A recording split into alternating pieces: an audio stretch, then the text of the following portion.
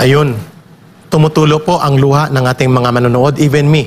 No, pinipigilan ko lang lumuha live, Attorney Dyna, kung gaano po kagarapal at gaano po kalubha ang paglapastangan na ito, na parang walang gobyernong umiiral sa bansang ito, o para bagang undeclared martial law ang bansang ito, samantalang nagkukunwaring mabait at baitan ng gobyerno na kunwari may konstitusyon sa ating bansa.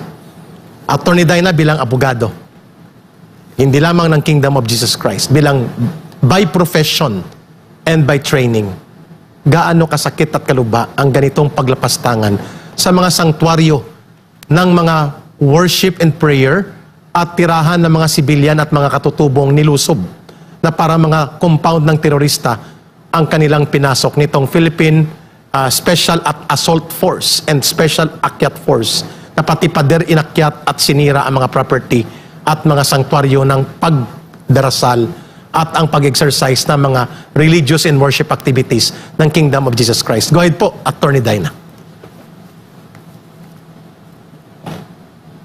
Is violative of the constitutional rights of the people inside there. Kasi naman ho, hindi naman sila search warrant ang kanilang ini-implement, kundi warrant of arrest. Ang hiniling lang ho talaga ng mga tao dun sa loob ng lahat ng mga compounds, hintayin po yung mga abogado. In fact po, to be honest, dito sa Central Compound, sa Diversion Road, yung sa Central Headquarters talaga ng Kingdom, nagsabi naman sila, antayin nyo lang ang mga abogado. Kaya lang, hindi nila ito tinupad ng mga pulis. Inakyat na kaagad nila yung mga hagdanan nila. Now, that fact alone, hindi naman sila pinagbawalan. Ang sabi lang sa kanila, hintayin ang abogado. And nung dumating na yung abogado, even after the violence that was done to the Kingdom properties, pinapasok naman ho sila sa Central Compound ng maayos. Naikot na lahat ng compounds dito sa Central Compound. Kasama po ako doon.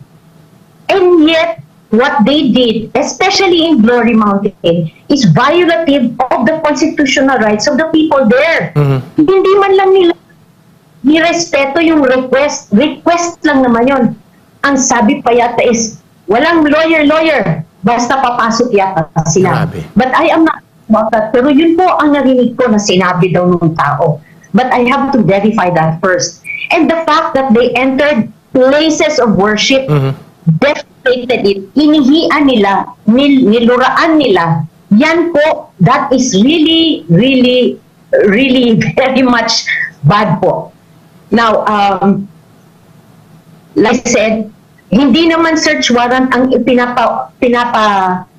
pinapagawa nila kung hindi warrant of arrest.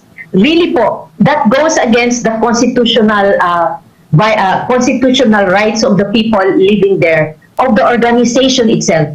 And aside from that po, gusto ko lang po iparating na yung mga bata po, because aside from being holy places, these are also living spaces of the people there.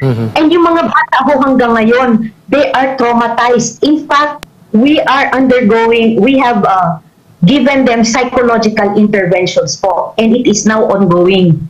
Kasi po yung mga bata grabe traumatized. So aside from the fact that it violated the constitutional rights of the people there to be safe against unreasonable searches, they also violated children's rights, which is also just as grave. Because children are supposed to be zones of... And yung Central Compound is a school also. So, dapat ho, wala ho, ganyan ang nangyari. Na tila parang arrest na po, how do you call that? Raids na po ang ginawa nila. In fact, may mga helicopters pa sa taas.